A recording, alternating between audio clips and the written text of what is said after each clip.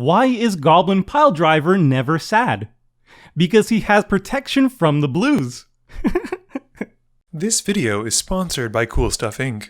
If you're looking for cards in the US, look no further as you can use the promo code MTGMudsta to get you 5% off anything on the site. You can also use the promo code MTGMudsta for 5% off your orders from Face to Face Games, Canada's largest Magic the Gathering store, with qualified orders getting free shipping Canada-wide. And if you just want to help out the channel, you can always consider becoming a patron for as little as $1 a month and join the generic Goblin Gang.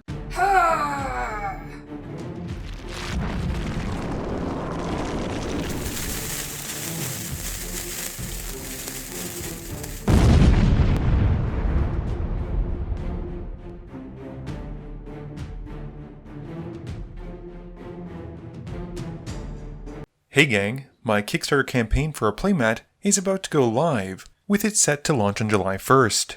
It features the incredible artwork of Andre Garcia, not to mention has tons of great add-ons, like dice, tokens, and a sweet two-sided coin. Be sure to use the link in the pinned comment below to be able to sign up to let you know when it goes live. Hey gang, if you're anything like me, there are sometimes in EDH games where you get knocked out super early and have nothing to do while waiting for another pod, or for the game to finish.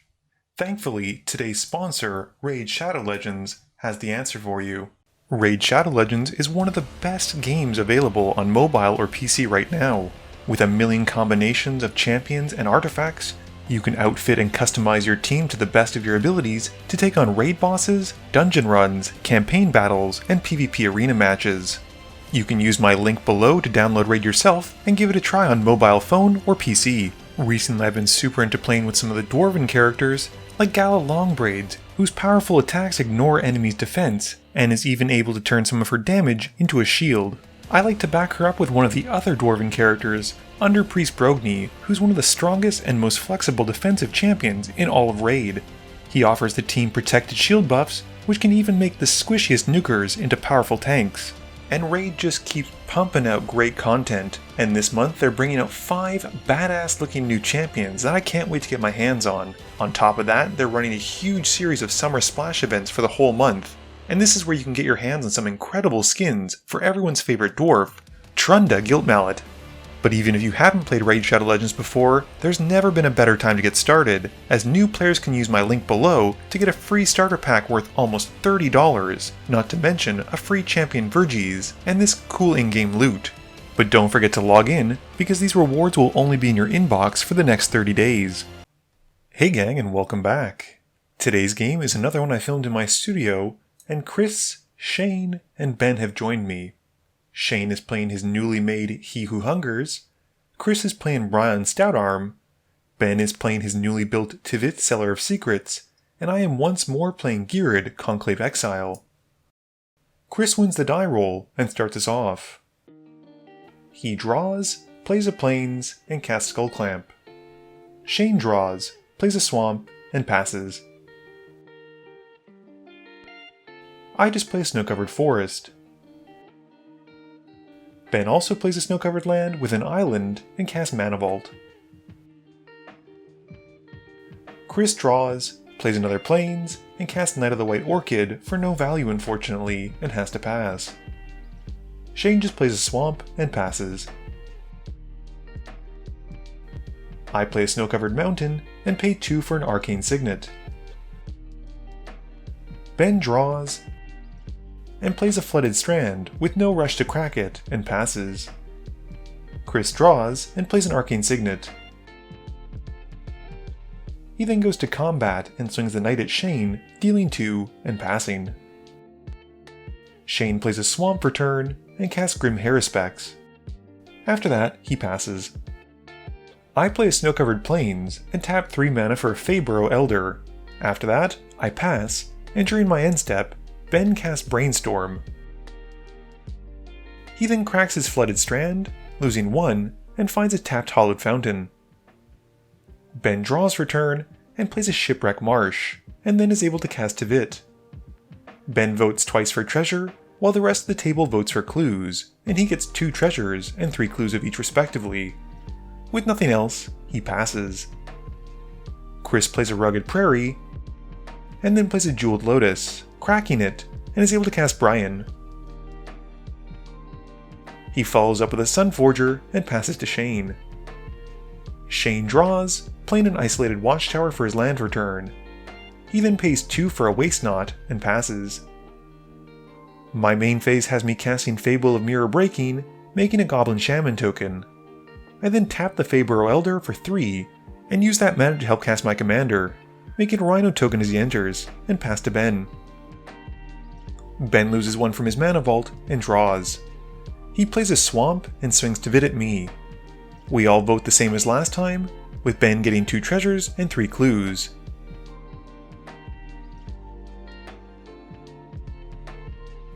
Ben then plays a Muldrifter in his second main phase, and draws 2 cards. He then copies it with the Phantasmal Image, drawing 2 more, and then moves to discard. Chris draws and plays a Sunbaked Canyon. He casts a Grand Abolisher, and going to combat, swings Brion at Shane. He then passes turn. Shane draws, and in his main phase, casts Toxic Deluge and pays 6 life to wipe the board. Once he's done that, he passes. I draw and discard a Force to the Fable trigger, drawing another card, and then play a Rogue's Passage and pass. Ben loses 1 to the Mana Vault and draws. He plays a Hall of Heliod's Generosity and then casts Grim Monolith. Once that's resolved, he follows up with Search for Azcanta and passes. Chris draws and plays a Grafted Exoskeleton. With no land to play though, he has to pass.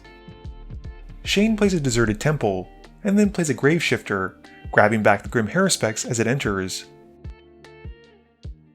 On his end step, I cast Beast Within and targets Ben's Grim Monolith. In response, Ben taps it to crack a Clue token and draw. I draw and flip my Fable the Mirror Breaker into a reflection of Kiki-Jiki. I then play a Sunpetal Grove and pass to Ben. Ben takes 1 from the Mana Vault, and bins a Sun Titan to the Search for Azcanta trigger, flipping it before drawing. He then plays an Academy Ruins, and casts some Burial Rites, bringing back the Sun Titan. The Sun Titan entering brings back Phantasmal Image, which comes in as another copy of Sun Titan, which in turn grabs Ben's copy of Flooded Strand. Ben then follows up with a Dimir Signet, and sacrifices the Strand, losing 1 for a Tundra. He then casts a Demonic Tutor and passes while searching. Chris draws and plays an Ancient Tomb. He then recasts Brion and passes. Shane draws and plays a Takenuma into Jet Medallion. He then plays out He Who Hungers and sacrifices his Graveshifter to it, targeting Ben. Ben reveals an Odawara, Counterspell, Drown in the Loch, and Propaganda, and Shane picks the Propaganda. Shane draws a card from Waste Knot as it gets discarded, and then passes. On his end step, I cast Court of Calling, which Ben counters with a Counterspell. I draw and play a Fury Calm Snarl. I then play a Regal Behemoth, becoming the Monarch, and pass, drawing at the end of turn. Ben pays to untap his Mana Vault and draws for turn. Moving to combat, he swings at me with his 2 Sun Titans, grabbing back the Flooded Strand and Propaganda. They connect, making Ben the Monarch, and after that, he draws during his end step and passes. Chris draws and casts Song Mad Treachery to steal Ben's Sun Titan. He then equips the Skull Clamp to the Sun Titan and swings it at Shane, bringing back the Knight of the White Orchid, and goes to find a plateau as it enters. After combat, Chris then flings the Titan at Ben, dealing 7 and drawing 2. Chris then moves the Skull Clamp over to the Knight and passes to Shane. Shane draws and plays a Swamp. He then plays an Ashen Skin Zubera and sacrifices it to He Who Hungers. He makes Chris discard a card off the Zubera trigger and targets Ben with He Who Hungers. Ben uses Drown in the Loch on my reflection at this point, and I respond by activating it and copying the Regal Behemoth. This has Ben responding to the activated ability, and he channels Odawara to bounce it back to my hand instead. Shane makes 2 black mana off of Ben channeling Odawara. Shane then casts the Grim Haruspex again, and then a Ghostlit Stalker, which he sacrifices and has me discard the Regal Behemoth. He gets to see the rest of my hand though, and I reveal Ghired and Cabaret Confluence as well. Going to combat, Shane then swings He Who Hungers at Ben, and pays the 2 for propaganda. His commander connects, and he becomes the Monarch. Shane then finishes up with a Sign in Blood, losing 2 and drawing 2, and then moves to his end step, drawing from the Monarch. I draw and play a Wood Elves, going to grab a Scattered Groves and passing to Ben. Ben draws and cracks a Clue token to draw again. Going to combat, he swings the Phantasmal Image copy of Sun Titan at Shane, who chumps with a Zombie token, but Ben gets to bring back Otawara again either way. Ben then recasts Tivit, getting his usual 2 treasures and 3 clues. He then flashes back Deep Analysis to draw 2 and lose 3 life. He then passes to Chris. Chris draws and plays a Captivating Crew. Going to combat, he swings the Knight at Shane for 3 and takes back the Monarchy. Chris then sacrifices the Knight to fling it at Ben and draws 2 cards, and then draws at his end step from the Monarchy trigger and passes to Shane. Shane draws and plays an Urborg. He plays out Grave Pact and casts Kakusho, who he then sacrifices to He Who Hungers, draining all of his opponents for 5, and making a sacrifice a creature, and gaining him 15. He has the He Who Hungers trigger target Ben, and has him discard a Supreme Verdict. Going to combat, He Who Hungers goes at Chris, regaining him the Monarch, and after that, he passes, drawing at the end step. My turn has me drawing, and I then cast Cabaret Confluence, picking the mode to exile a Grave Pact, Propaganda, and Waste Not, and with nothing else, I pass. Ben draws, and plays a tapped Watery Grave. He swings Tivit and the Sun Titan at Shane. Shane chumps the Sun Titan with the Grim Haruspex, but still takes 6.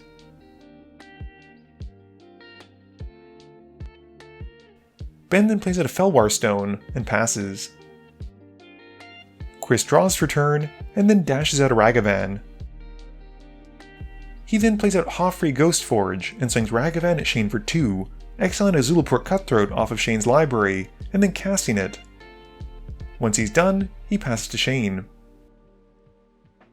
Shane draws and plays a Swamp. He casts a Bloodchief Ascension, and then plays Ugin's Conjurant, where X is 1.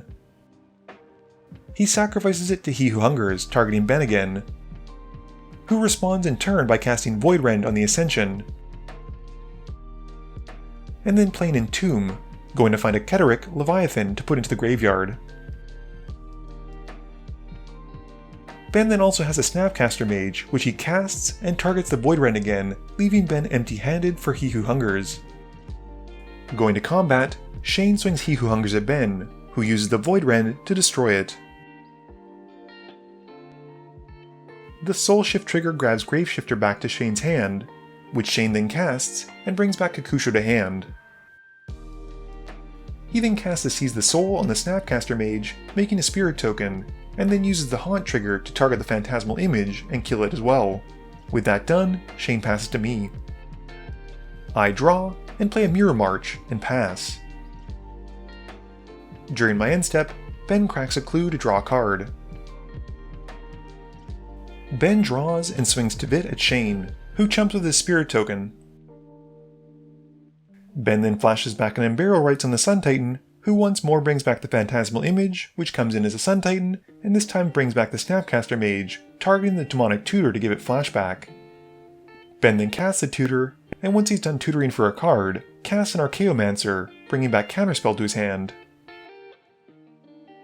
He then ephemerates Tivit, and this time we all give him treasures instead of clues, and after that, Ben passes. Chris draws and plays a Mountain. He once more dashes out Ragavan, and equips the Zulaport Cutthroat with a Skull Clamp to draw 2 and drain everyone for 1. And he gets to make a Spirit token copy of it with Hoffrey. Chris then equips Ragavan with a Skull Clamp, Grafted Exoskeleton, and Sunforger before going to combat.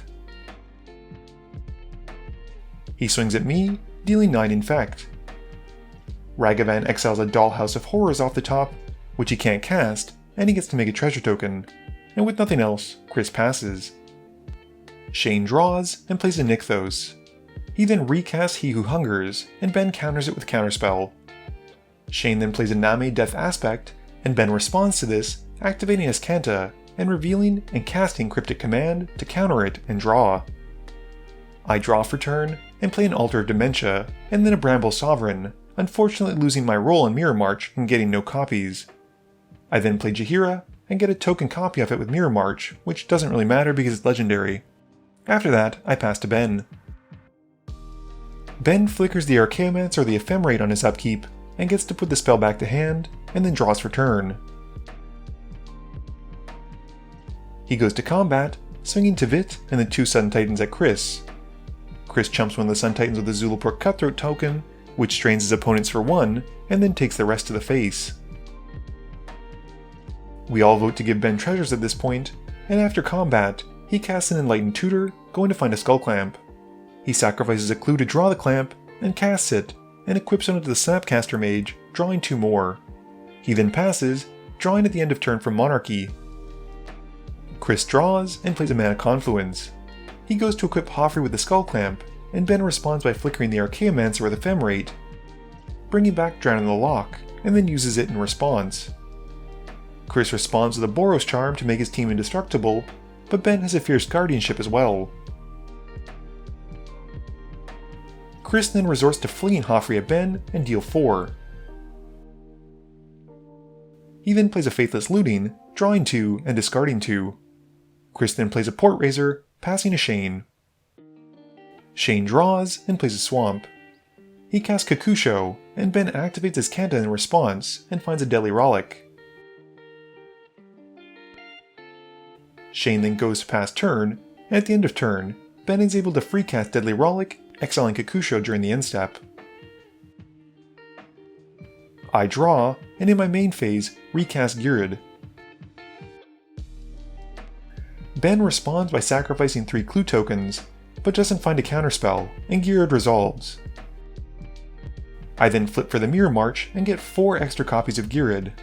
I keep one of the copies and sacrifice the rest, but make 4 Rhino tokens in the process. I then resolve the Bramble Sovereign trigger and pay to make another Ghired, which makes me another Rhino. I then go to combat, and having kept one of the token copies that has haste, I swing the Ghired copy at Shane, which populates and makes a Rhino token that's also attacking him. He takes the 6, and moving to my second main phase, I sacrifice my entire board to mill Ben for 30 cards, and after that, I pass. Ben flickers the Archaeomancer once more to get back the Ephemerate, and then draws for turn. Going to combat, he swings Tivit and the Sun Titans at Shane, bringing back Narset and the Glasspool Mimic. The Mimic comes in as another Sun Titan, which brings back Necromancy, who in turn returns Notion Thief. Shane unfortunately dies at this point, and in his post-combat main phase, Ben activates Narset, finding a Cyclonic Rift, which he then casts. Once everything's bounced back to hand, he casts a Standstill and passes to Chris. Chris draws and plays a Mountain. He plays an Archivist of Ogum, and Ben draws 6 cards off of Standstill Cracking and the Notion Thief combo. Chris then replays Brion, and dashes out Ragavan again, hitting me for 2 and exiling a Slayer's Stronghold. After that he passes, and we move to my turn. I draw, and on my upkeep, Ben flickers the Archaeomancer to get back Drown in the Loch, and activates his Kanta, and gets to reveal a Vindicate. He then activates Drownyard Temple from his graveyard, putting it to the field, which in turn brings back his Bloodghast from his graveyard. Having done literally nothing for my turn except for watch Ben do cool stuff, I pass. Ben draws, and swings Lethal at me with his Sun Titans, and Tivit at Chris for 6. The Sun Titans bring back Standstill, and Scavenger Grounds, and Riptide Laboratory. Ben also gets 2 treasures and a clue token off of Tivit's trigger after connecting. He then casts Vindicate, blowing up Brion. And once more flickers Archaeomancer with Ephemerate, getting back Vindicate, and then uses it on Chris's Mana Confluence. Ben then plays it to Fairy Time Raveler, and down-ticks it on the Archivist and passes. Chris draws and plays a Command Tower. He can't really stop Ben at this point, and scoops it up, conceding the game. Game review time. And so continues the testing of Ghired. I'm still on the fence over whether I like this more than I do Tristani. It's a lot more combat centric since that's how you populate with this deck for the most part, and I don't get to run some of the cool win conditions like the Phyrexian Processor or Aetherflux Reservoir. The trade-off, however, is very, very high, with cards like Mirror March, The Fable, Kiki Jiki, and about a billion other good red cards that make token copies of creatures I'm running. I think Chris missed out on a couple opportunities to potentially have taken Ben out by flinging something with Brion having been equipped with that grafted exoskeleton. This is like his 4th or 5th time playing the deck, so he's still seeing all the synergies coming together, so I don't blame him for missing it. Ben's Tivit deck is just a value engine since he's either getting ramp or card draw every time he casts his commander or attacks with him. And seeing how good Ephemerate is in his deck, it just really solidifies the card for me in my mind as being a staple white card to play in EDH, Modern, and even Legacy. Shane played He Who Hungers, which, frankly, until we played this game, I had never even heard of or knew about. I think Shane built it because it was one of the least recommended cards or decks played on EDH Rec, and it's kinda cool to see someone do that. He went really heavily into the theme, even going so far as to pick his basics around the idea of spirits. With these kind of decks, even if you lose, you're still having a fun time because you get to do cool stuff and play cards you want to play. This video wouldn't be possible without the help from my sponsors, Cool Stuff Inc., Multizone, Original Magic Art, and Alter Sleeves. But it definitely wouldn't be possible without the help from you, the viewers, and my patrons. So I just want to say thank you for watching, and to remember, friends are just opponents you haven't eliminated yet.